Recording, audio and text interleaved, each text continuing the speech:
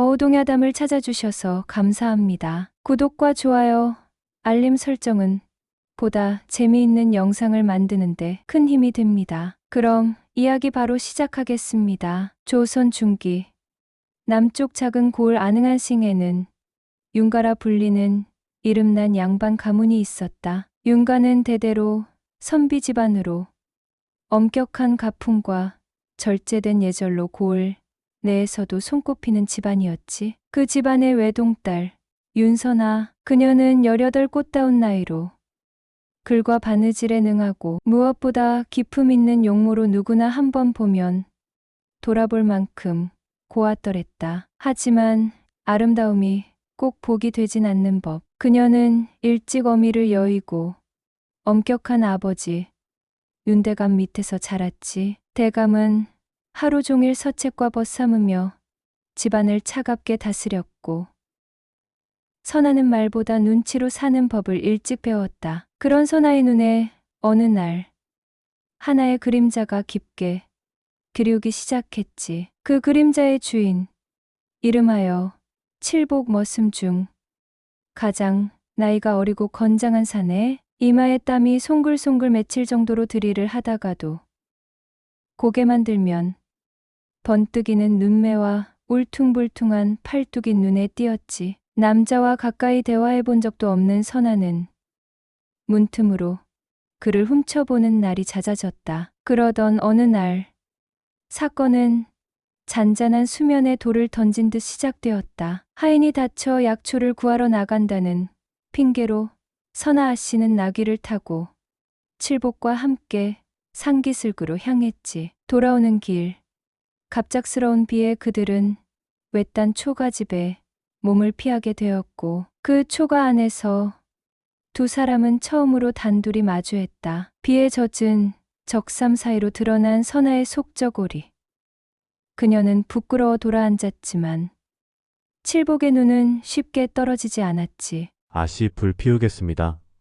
그가 불을 지피는 틈에 선아는 자신도 모르게 그의 등을 바라봤다. 넓고 단단한 어깨, 팔뚝을 타고 흐르는 물방울, 여인으로서 처음으로 욕망이란 감정을 느낀 순간이었다. 그 밤, 불꽃이 피어오르듯 금기된 욕망이 두 사람 사이에 타올랐다. 선아 아씨는 마침내 말없이 그의 앞에 섰고 칠복은 그녀를 안았다. 서툴고 거칠지만 뜨거운 단 한 번의 밤, 집으로 돌아온 선아는 매일 밤 그날을 떠올렸다. 침소에 혼자 누우면 그 사내의 손길이, 숨결이 자신을 타고 오르던 감촉이 생생히 되살아났다. 그 후 선아는 종종 마당에 핑계를 대고 나가 칠복을 바라봤다. 그녀의 시선은 갈수록 깊어졌고 칠복도 더 이상 피하지 않았다. 얼마 후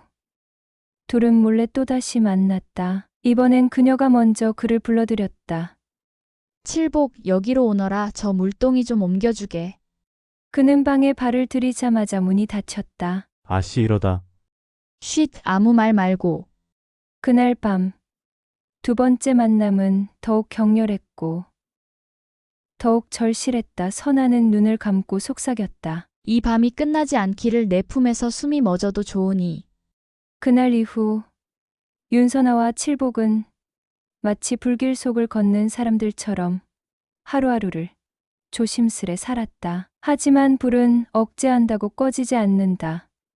오히려 감춰질수록 그 열기는 더욱 치열해지고 타오르는 법. 선아는 밤마다 자신도 모르게 문틈을 바라보았다. 그곳에 칠복이 서 있기를, 아무 말 없이 들어와 자신을 안아주기를 기다리며 온몸이 저릿하게 타오를 만큼 그가 그리워지고 있었다. 그리고 드디어 세 번째 밤, 그날은 정월 대보름.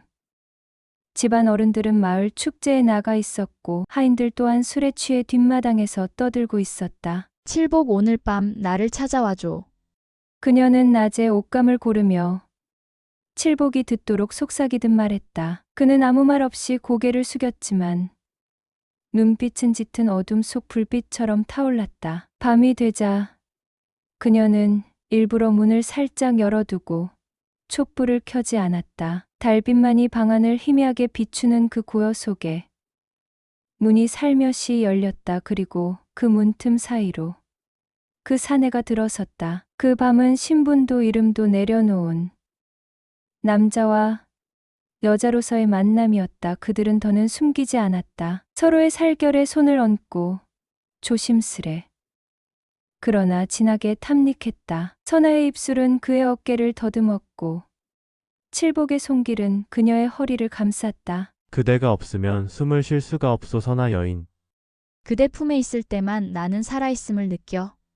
서로를 부르던 목소리는 어느 순간 숨결로 신음으로 바뀌었다. 그 밤 그들은 누가 먼저랄 것도 없이 온전히 섞였다. 며칠 후 그녀는 일부러 떨어뜨린 손수건을 칠복에게 줍게 했다. 그 손수건을 들고 조심스럽게 다가온 그 사내의 손이 자기도 모르게 그녀의 손등을 스쳤을 때 순간 온몸에 전류가 흐르는 듯했다. 아씨 그 손수건. 그대가 가져도 돼요. 그녀는 고개를 돌렸지만 입가에 피어나는 미소는 감추지 못했다. 그리고 결국 모든 것이 터져버린 것은 단 하나의 밤, 장마철, 폭우가 쏟아지던 저녁 집안 모두가 각자의 방에 숨죽이며 눕던 그날 밤, 선아는 조용히 문을 열었다. 칠복이 거기 있느냐? 창호 너머 그림자 하나가 움직였다. 부르셨습니까 아씨? 이 방으로 들어오거라. 아무도 보지 못하게. 그는 망설였다. 그러나 선아의 눈동자는 단호했다. 칠복은 문을 닫고 방 안으로 들어왔다. 저는 천한종입니다. 이런 건 죄입니다. 조금만 가만히 안아만 줘요. 그대가 나를 욕망하고 있다는 건 나는 이미 알고 있었어요. 그 말에 칠복의 눈이 흔들렸다. 선아는 그의 손을 잡아 끌었다. 그리고 그 밤 칠복의 숨결, 뜨거운 체온, 무거운 체중이 덮쳐올 때마다 그녀는 소리 없이 숨을 삼켰다. 살결이 맞닿을 때마다 그녀의 눈은 젖어갔고 그 손길이 깊숙이 들어올 때 선아는 마치 환희와 공포, 기쁨과 죄악이 뒤섞인 세상에 빠져버린 듯했다. 내일이 와도 오늘 밤은 잊지 않겠어요. 그녀는 속삭였다. 그날 밤은 달빛조차 숨죽인 듯 창호 틈 사이로 한 줄기 바람조차 들지 않았다. 윤선아. 이미 그녀의 몸은 그를 기억하고 있었다. 단지 손끝이 스쳤을 뿐인데 마치 몸 전체가 불붙는 것처럼 뜨거워지고 그가 숨결을 불어넣을 때마다 여인의 심장은 무너져 내렸다. 첫날 밤 이후 자존심도 체면도 낭반가의 혈통도 모두 그 앞에서 한낱 장식일 뿐이었다. 그녀는 전과는 달랐다. 그 눈빛엔 집착, 아니 갈망조차 넘쳐흘렀다. 칠복 오늘 밤은 나를 거절하지 말거라. 아씨 이러다 들키면 정말 목이 날아갈 수도 있습니다. 그렇다면 그대 품에서 죽고 싶어요. 그녀는 문을 열어 그를 끌어들였고 문이 닫히기도 전에 입술을 포개었다. 배움없이 거칠던 사내의 손길이 점점 익숙하게 뻔뻔하게 그녀의 옷고름을 풀었다. 이렇게 날 원해놓고 왜 망설이는 거죠? 선아의 숨결은 거칠었고 칠복의 눈동자는 점점 붉어졌다. 그는 대답 대신 그녀의 목덜미를 움켜쥐고 눕혔다. 오늘 밤은 내가 참지 않을 겁니다. 그 말이 끝나기 무섭게 그의 손이 가슴을 덮쳤고 입술은 목을 지나 가슴골을 파고들었다. 방 안에는 숨죽인 신음이 퍼졌고 선아의 손은 이불을 움켜쥐며 자신의 중심으로 파고드는 그를 더 깊이 끌어당겼다. 한밤이 깊어갈수록 침상 위 두 사람은 점점 더 탐욕스러운 동물이 되어갔다. 제 몸속에서 당신이 느껴져요. 너무 좋아, 너무 아찔해. 그녀는 땀에 젖은 칠복의 등을 감싸 안으며 허리를 들썩였다. 그리고 끝끝내 그의 것이 가장 깊숙한 곳을 찍고 들어왔을 때 선아는 입을 틀어막고 눈을 떴다. 나 이상해. 계속 당신만 원하게 돼. 전 이미 여인을 떠날 수 없습니다. 이게 죄라면 둘이 함께 벌을 받읍시다. 밤이 끝났지만 두 사람은 서로를 놓지 못했다. 강 안엔 핏기 없는 달빛. 그리고 그녀의 붉게 물든 속저고리만 남아 있었다. 오늘따라 왜 이리 늦는 것이오 윤선아. 사내가 문을 열어젖히는 순간까지 1000번은 넘게 그를 기다렸다. 심장은 조급했고 몸은 이미 준비되어 있었다. 칠복이 나타난 순간 그녀는 참았던 한숨을 토해내며 곧장 그의 품으로 파고들었다. 그의 두 손은 그녀의 허리를 감싸 끌어당겼고 입술이 닿자마자 숨소리조차 터지지 않도록 선하는 칠복의 옷깃을 움켜쥐었다. 오늘 밤은 다르다. 거칠고 격렬했던 밤들보다 더 깊고 음란한 열기가 두 사람의 사이를 휘감고 있었다. 선아 오늘 밤은 내가 처음부터 끝까지 원합니다. 칠복은 천천히 그러나 망설임 없이 그녀의 옷고름을 풀어냈다. 겉옷, 속저고리, 그리고 붉은 속치마까지 순식간에 그녀는 그의 손에 벗겨졌다. 이런 촉감까지 나를 미치게 하오. 그의 손길은 더욱 과감해졌고 선아는 어깨를 움츠리며 그를 밀었다. 잠깐만요. 오늘은 나도 위에 있을래요. 뭐라고요? 칠복의 눈이 커졌고 곧 입가엔 미소가 번졌다. 선아는 마치 사내처럼 그 위에 올라타 그의 허리에 다리를 감았다. 그리고 그녀 스스로 그를 받아들였다. 하으득 이렇게 깊었나? 칠복은 그녀의 허리에 손을 올리고 그 움직임을 따라 몸을 들어 올렸다. 그녀의 허벅지는 떨렸고 머리카락은 땀에 젖어 흘러내렸다. 좋아요. 너무 좋아요. 이젠 당신 없이는 숨도 못 쉬겠어.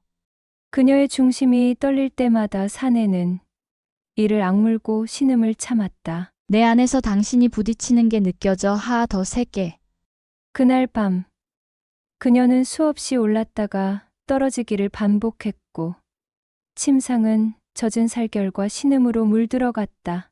아침 해가 떠오르기 전 그들은 마치 마지막 밤인 듯 서로를 부서지도록 안고 또 안았다. 그 누구에게도 들켜선 안 될 사랑, 그 누구보다도 뜨겁고 위험한 밤. 그러나 몰랐다.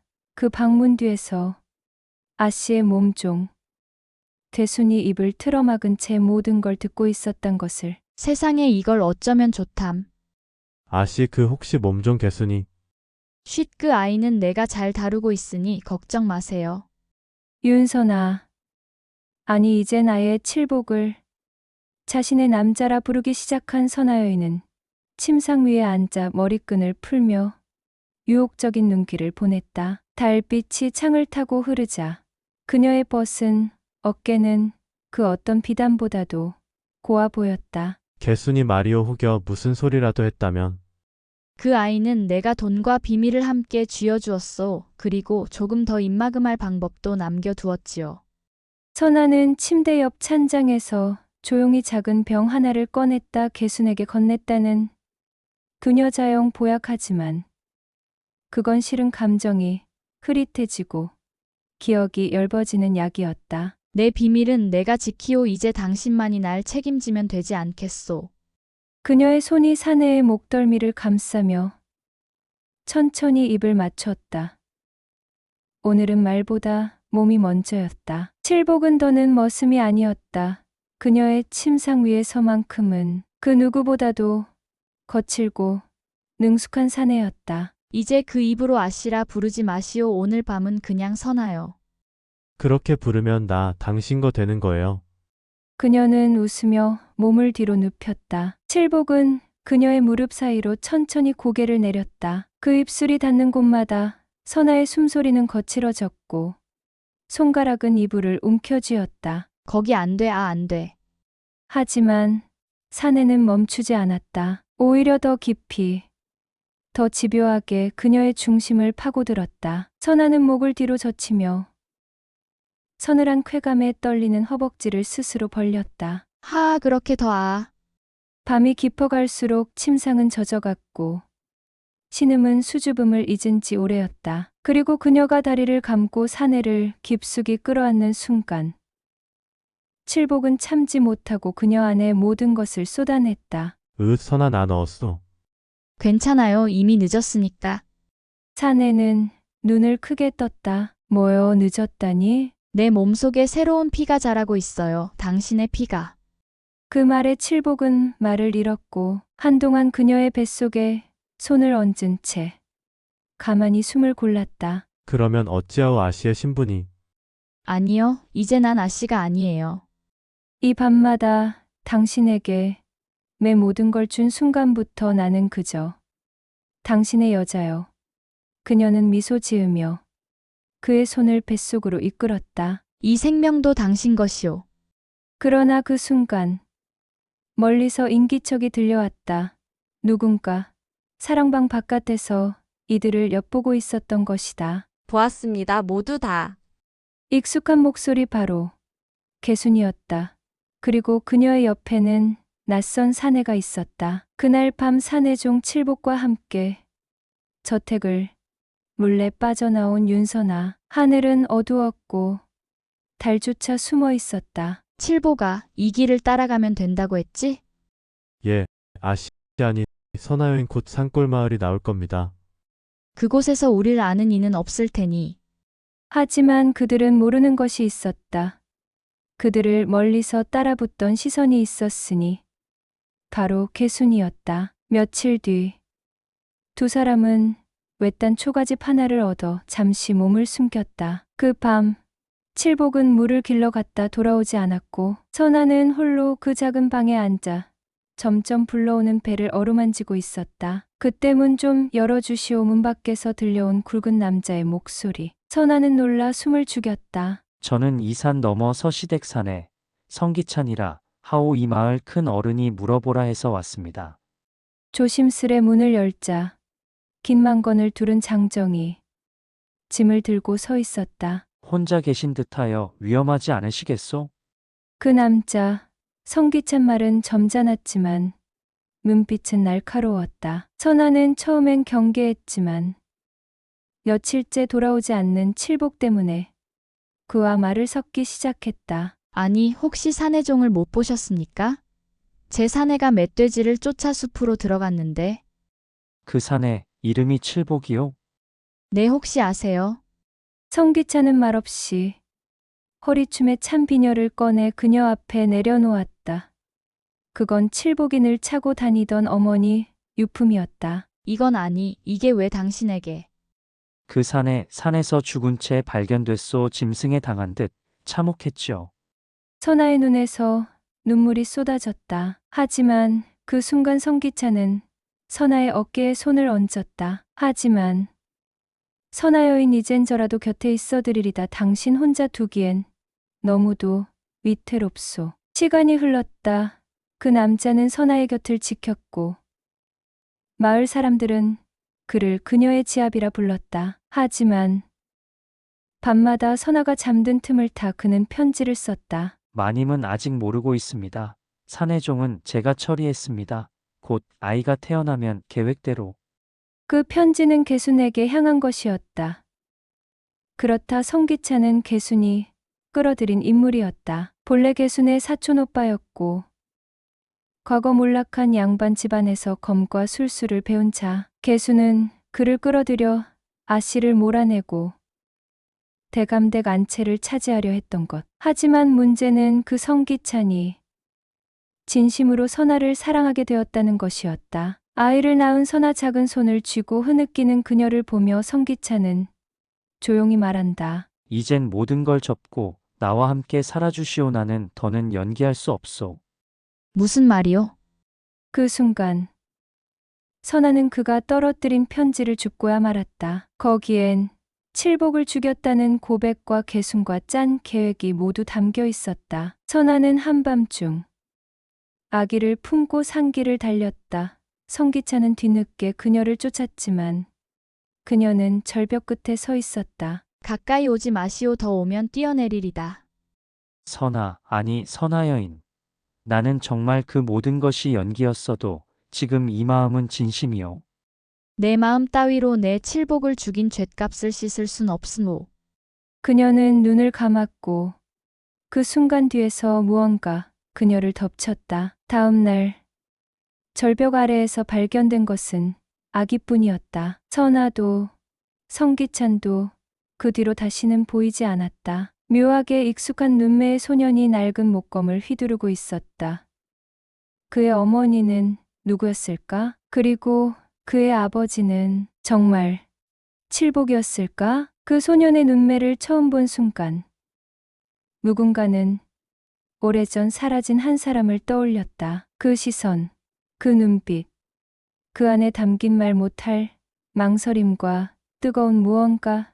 사람들은 묻기 시작했다. 하지만 진짜로 그 눈을 닮았던 사람은 지금은 기록 어디에도 남아있지 않은 이름, 성기찬이었다. 그리고 그 아이가 태어나기도 훨씬 전 누군가의 가슴 속 깊은 곳에서 지워지지 않는 밤 하나가 있었다. 그날 밤 선아는 말없이 기찬 앞에 무릎을 꿇고 앉았고 천천히 치마의 밑단을 들어 안감 속에 감춰두었던 작은 종이 조각 하나를 꺼내 그의 손바닥 위에 올려두었으며 그 종이는 글씨 하나 적혀 있지 않았지만 오래된 분가루, 자국이 옅게 배어 있었고 기찬은 그것을 보자마자 아무 설명도 듣지 않았음에도 그녀가 어떤 결심을 했는지 그리고 무엇을 잃었는지 곧장 이해할 수밖에 없었다. 그 종이는 본래 혼례를 앞둔 여인이 몸을 깨끗이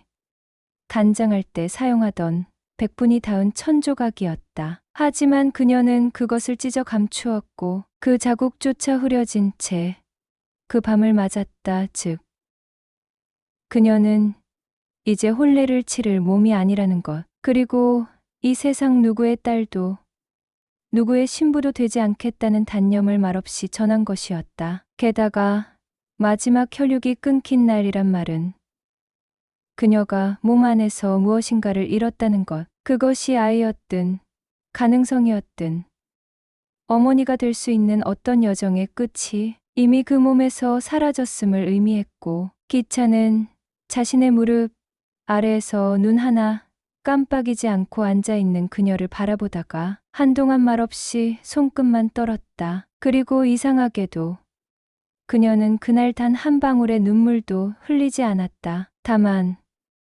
기찬이 그녀의 손등에 입을 맞췄을 때 그녀는 마치 처음으로 피어나는 꽃처럼 아주 천천히 그의 품에 안겼다. 그녀가 그의 품에 안긴 순간 기찬은 그녀의 등을 아주 천천히 감싸 안았고 손끝 하나조차 조심스러웠으며 마치 오래전부터 그녀가 부서질 것을 알고 있었던 사람처럼 입술은 그녀의 어깨에 머물다 떨리는 숨결을 따라 목덜미로 내려갔고 선아는 두 눈을 감은 채 그 숨소리에 귀를 기울이며 스스로 기척을 지웠고 오직 온몸으로 그의 존재를 받아들이려 애썼다. 기와 밖으로는 밤새도록 바람이 불고 있었고 들창문 틈 사이로 불어든 찬 공기 탓에 강하는 조금씩 서늘해졌지만 기찬은 그녀를 품에서 놓지 않았고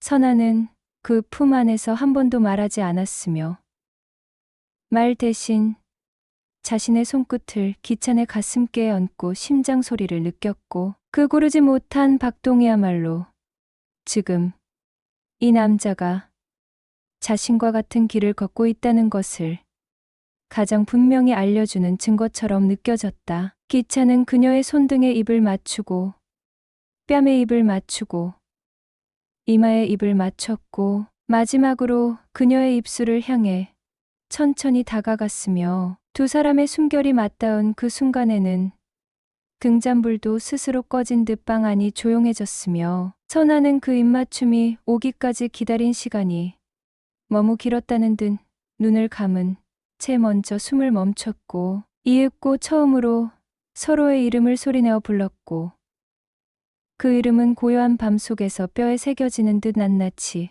방 안을 울렸다. 그 밤 선아는 처음으로 자신의 몸을 누구에게도 아닌 오직 기찬에게만 열었고 기찬은 그녀를 차마 다 품을 수 없어 몇 번이고 머뭇거렸으며 선아는 그런 그를 두 팔로 감싸며 아주 작은 목소리로 말했다. 이 밤이 끝나면 나는 어디로도 돌아가지 않을 것이오. 그 말에 기차는 한 번도 배운 적 없는 손길로 그녀의 등을 어루만졌고 마치 그녀의 과거와 죄와 상처까지도 전부 덮어주겠다는 듯 이불 끝자락을 무릎 밑까지 끌어내려 그녀를 품 안 깊숙이 안았다. 그녀의 입술이 닿은 순간 기차는 낯이 지금 품고 있는 이 여인이 살아있는 사람이 아니라 손끝으로 닿기만 해도 사라질 유령인 것처럼 한참을 움직이지 못했고 선아는 그의 입술이 머뭇거릴 때마다 오히려 더 깊숙이 그의 품을 파고들며 한 손으로는 그의 뒷덜미를 끌어안고 다른 손으로는 스스로의 저고리끈을 느리게 아주 느리게 풀어내기 시작했다. 기차는 끝까지 망설였고 그 눈빛에는 차마 다 품지 못할 죄책감과 감정이 뒤섞여 있었으나 그녀의 손끝이 그의 손을 끌어다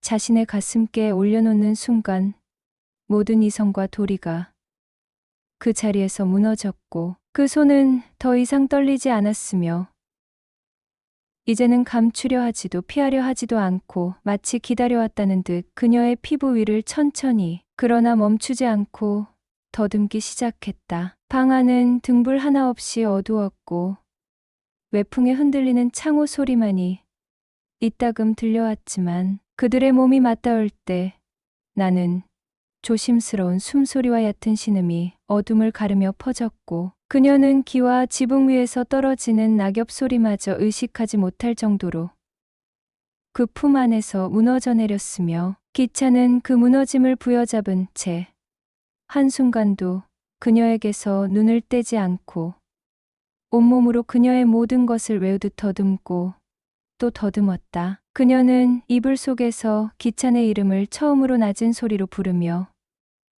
그의 허리를 감싸 안았고 기차는 그 호명이 심장을 찢는 듯이 아프면서도 뜨거웠기에 숨을 고르지도 못한 채 그녀의 다리를 부드럽게 그러나 망설임 없이 들어올렸으며 두 사람은 마치 오래전부터 서로를 탐하려 태어난 사람들처럼 하나의 그림자처럼 얽혀진 채 밤이 다 닳도록 그 방 안에서 누구의 눈치도 보지 않고 누구의 이름도 떠올리지 않은 채 오직 서로만을 기억했다. 그리고 그 밤이 끝날 무렵 선아는 땀에 젖은 이마를 기찬의 가슴에 붙인 채 가만히 중얼거렸다. 이제 나는 다시는 당신을 놓을 수 없게 되었습니다. 그 말에 기찬은 대답하지 않았지만 그 말 위에 입을 맞추듯 천천히 그녀의 허리를 더 깊숙이 끌어당겼고 그 품 안에서 그녀는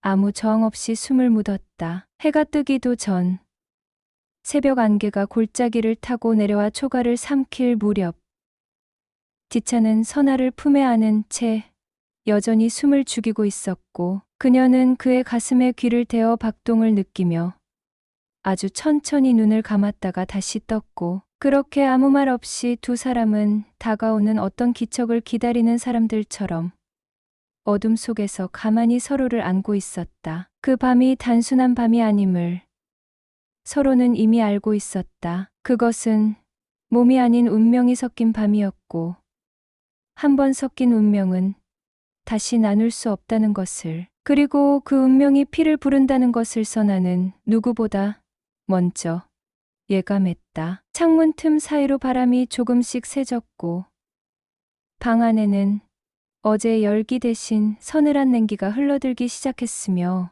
그 냉기 속엔 기이하게 사람의 발소리가 섞여 있었고 그것은 흙바닥을 밟는 소리였으며 여럿이었다. 기차는 벌떡 일어나 자신의 도포를 찾아 걸쳤고 선아는 침묵한 채 이불을 끌어올려 맨살을 가렸으며 그 조용한 동작들 속엔 애절함보다 더 진한 공포가 배어 있었고 선아의 손끝이 기찬의 소매를 붙잡을 때 그 눈빛엔 말이 없었지만 오직 하나의 부탁만이 담겨 있었다. 제발 나를 두고 가지 마세요.